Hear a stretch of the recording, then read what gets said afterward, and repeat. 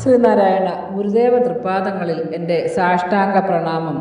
ശ്രീ മങ്ങാട് ബാലേന്ദ്രൻ സാറിൻ്റെ ഗുരുദേവ കഥാസാഗരം ഭാഗം 224 ഇവിടെ നാം ഉണ്ടല്ലോ.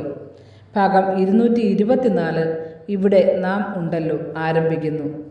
ഗുരുദേവൻ്റെ കാർ ഡ്രൈവറായിരുന്ന ജനാർദ്ദനൻ ശിവഗിരിയിൽ തന്നെയായിരുന്നു താമസിച്ചു വന്നിരുന്നത്. ഒരു കൊല്ലം ചിങ്ങത്തിലെ ഉത്രാട ദിവസമായപ്പോൾ ജനാർദ്ദനന് വലിയൊരാഗ്രഹമുണ്ടായി. തൻ്റെ വീട്ടിലേക്കൊന്ന് പോകണം. ഓണനിലാവും ഓണക്കളികളും ഒക്കെ ഓർത്തപ്പോൾ ഗ്രഹാതുരത്വം ശക്തമായി വരികയും ചെയ്തു. അതോടെ ജനാർദ്ദനൻ പ്രതീക്ഷയോടെ നടന്നു പർണശാലയിലേക്കു മുന്നിലെത്തി. ഗുരുദേവൻ അകത്തിരിക്കുകയായിരുന്നു.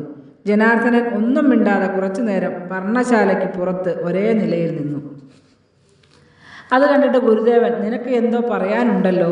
ജനാർദ്ദനൻ, നാളെ വീട്ടിൽ പോയാൽ കൊള്ളാമെന്നുണ്ട്. ഗുരുദേവൻ, വിശേഷമെന്ത്? ജനാർദ്ദനൻ, തിരുവോണമാണ്. ഗുരുദേവൻ, ഇവിടെയും ഓണമുണ്ടല്ലോ. ജനാർദ്ദനൻ, വീട്ടിൽ അമ്മയും അച്ഛനുമുണ്ട്. ഗുരുദേവൻ, ഇവിടെ നാം ഉണ്ടല്ലോ. പിന്നെ ജനാർദ്ദനൻ യാതൊന്നും മിണ്ടിയില്ല. പർണശാലയിൽ നിന്നും ഇറങ്ങി വന്ന് കൊച്ചുരാമൻ്റെ കടയിൽ കയറിയിരുന്നു. നാളെ ഗുരുദേവനൊപ്പം ഇരുന്ന് തിരുവോണ സദ്യ കഴിക്കാമല്ലോ. ആ ഭാഗ്യം എത്ര പേർക്കുണ്ടാവും? കൊച്ചുരാമൻ പറഞ്ഞത് കേട്ടപ്പോൾ ജനാർദ്ദനൻ്റെ സങ്കടമെല്ലാം ഒഴിഞ്ഞുപോയി. പിറ്റേന്ന് തിരുവോണ ദിവസമായി. ഉച്ചയായപ്പോൾ ഊണിന് നേരം അറിയിച്ചുകൊണ്ടുള്ള മണി മുഴങ്ങി. അത് കേട്ട് ജനാർദ്ദനൻ കാർ ഷെഡിൽ നിന്നും ഇറങ്ങി നേരെ ഊട്ടുപുരയിലെത്തി. കൂടെ ഡോക്ടർ പൽപ്പുവിൻ്റെ അനന്തരവനായ കുഞ്ഞുകൃഷ്ണനും ഉണ്ടായിരുന്നു. അപ്പോൾ ഊട്ടുപുരയുടെ വാതുക്കൽ ആദ്യ കളരി സന്യാസിമാർക്ക് എന്നൊരു ബോർഡ് എഴുതിയിട്ടിരിക്കുന്നത് ഇരുവരും കണ്ടു.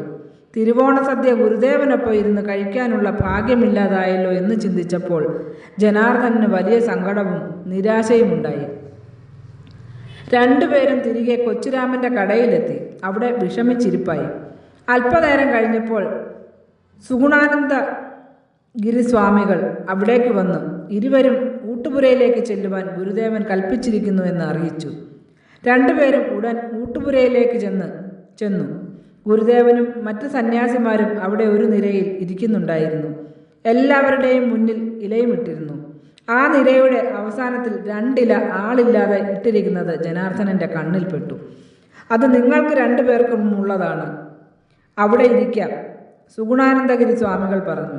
അങ്ങനെ 2 പേരും ഗുരുദേവൻ ഇരുന്ന ആദ്യ വരികളിൽ തന്നെ ഇരുന്ന് വലിയ സന്തോഷത്തോടെ തിരുവോണ സദ്യ കഴിച്ചു. ഊണ് കഴിഞ്ഞ് ഇറങ്ങിയപ്പോൾ കുഞ്ഞുകൃഷ്ണൻ പറഞ്ഞു, ഇതിനേക്കാൾ വലിയൊരു ഓണം നമുക്കുണ്ടോ? ഇല്ലെന്ന അർത്ഥത്തിൽ ജനാർദ്ദനൻ തലകുലുക്കി.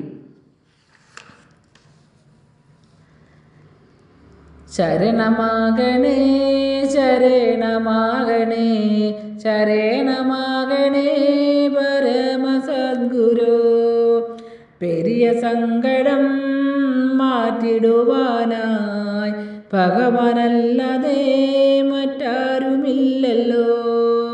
പെരിയ സങ്കടം മാറ്റിടുവാനായി ഭഗവാനല്ലാതെ മറ്റാരുമില്ലല്ലോ.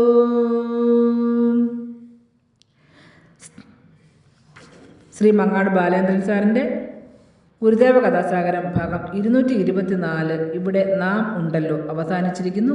ഇതിൽ വന്നിട്ടുള്ള തെറ്റുകുറ്റങ്ങൾ സദയം ക്ഷമിക്കണമെന്ന് ഗുരുദേവ നാമത്തിൽ അറിയിക്കുന്നു. നന്ദി, നമസ്കാരം. ഗുരുധർമ്മം വിജയിക്കട്ടെ.